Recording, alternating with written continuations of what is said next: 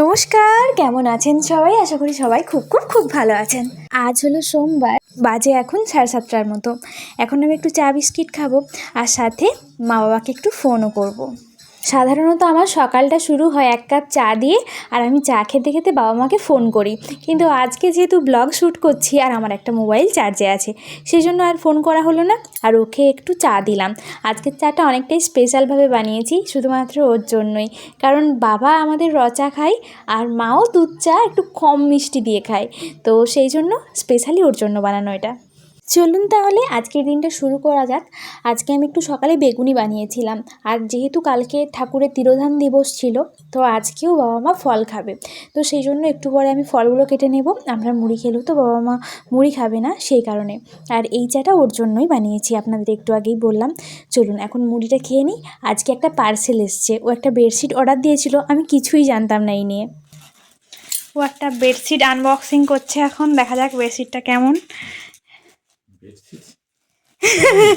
হ্যাঁ, কি bedsheet order দিয়েছ গো? মনে হচ্ছে তো দুঃখ পাওয়ার সময় এসে গেছে।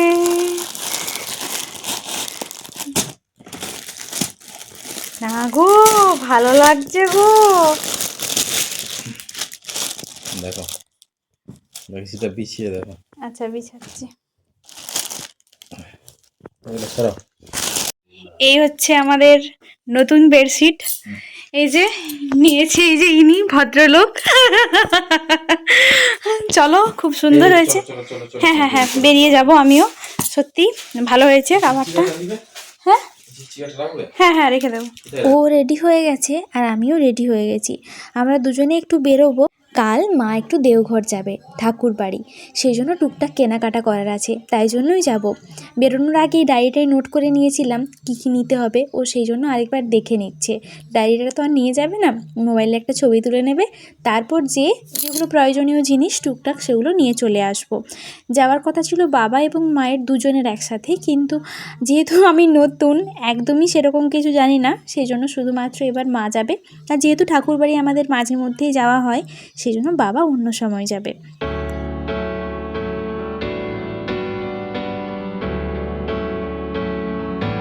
বাড়ি চলে এসেছি, টুকটাক জিনিসপত্র নিয়ে নিয়েছি, একটু ফলও নিয়ে নিয়েছিলাম, যেহেতু মা ট্রেনে যাবে, ওখানে একটু ফলটা খেলে ভালো লাগবে। আর টুকিটাকি যে সমস্ত জিনিসগুলো কেনার ছিল কিনে নিয়েছি। একটু মাছ এবং মাংস দুটোই নিয়ে নিলাম, কাল পরশু তো আর বেরোনো হবে না, আমার টিউশন ছিল, আমি অনলাইনে পড়বো এই 2 দিন। চলুন তাহলে এখন ফলগুলো কেটে নিই, তারপর বাবাকে দিয়ে দেবো, মাকে দিয়ে দেবো, আর আমরাও একটু একটু করে খেয়ে নেব।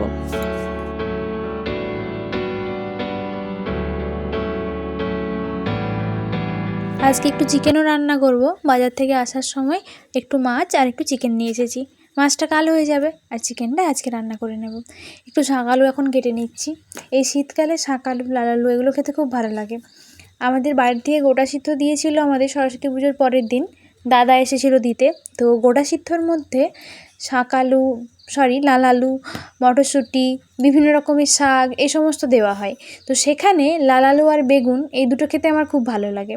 মিষ্টি আলু তো এটা, ওই জন্য বেশি ভালো লাগে। এটাকে রাঙা আলুও অনেকে বলে।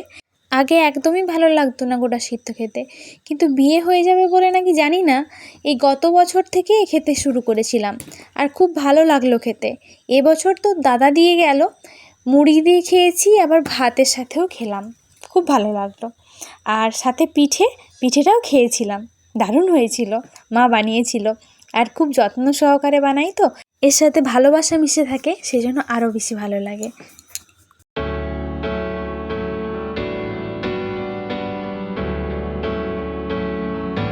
ফলগুলো সব কাটার পর আমি রান্নাটা বসিয়ে দেব।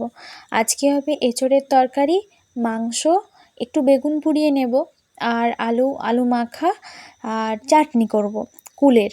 তো এই সমস্ত কিছু করলেই মোটামুটি রেডি হয়ে যাবে। আমি ফলগুলোর খোসা ছাড়িয়ে নেওয়ার পর একবার করে ধুয়ে নিচ্ছিলাম, কারণ এই শাক আলুতে অনেক ধুলোবালি থাকে, তো যেহেতু মাটির নিচে হয় এটা, তো সেই জন্য অনেক সময় অনেক কাদা টাদা থাকে, সেই জন্য আমি কেটে নিয়ে আরেকবার ধুয়ে নিচ্ছিলাম।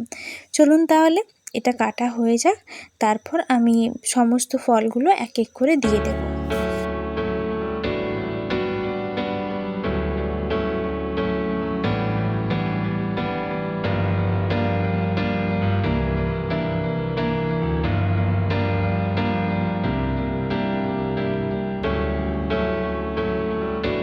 আমি সমস্ত ফলগুলোই প্রায় কেটে নিয়েছি, এরপর কলাটা ছাড়িয়ে নেব, তারপর বাবাকে মাকে দিয়ে দেব। যেহেতু ঠাকুরের তিরোধান দিবস কালকে হয়েছিল, সেই জন্য আজকে আর মুড়িটা খেলো না বাবা মা, আর কালকে মা যাবে আমি আপনাদের বললাম, তো সেই জন্য কালকের থেকে একটা অন্যরকম দিন আমার কাটবে, কারণ মাকে ছাড়া সেভাবে কখনো থাকা হয়নি। আমার বিয়ের পরপরই মা একবার গিয়েছিল, তখন একা ছিলাম, আর তারপর এই আজ থেকে একা থাকবো। যখন আপনারা ব্লগটা পাবেন ঠিক সেই দিন থেকে। তো চলুন, আমি এখন ফলগুলো মাকে বাবাকে দিয়ে দেব, আর সাথে আমরাও কিছুটা খেয়ে নেব। এগুলো আগে মাকে বাবাকে দিয়ে দিই, তারপর আমাদেরটা কেটে নেব। চলুন তাহলে, ফলগুলো মোটামুটি কাটা হয়ে গেছে আমার, এরপর এক এক করে দিয়ে দেব।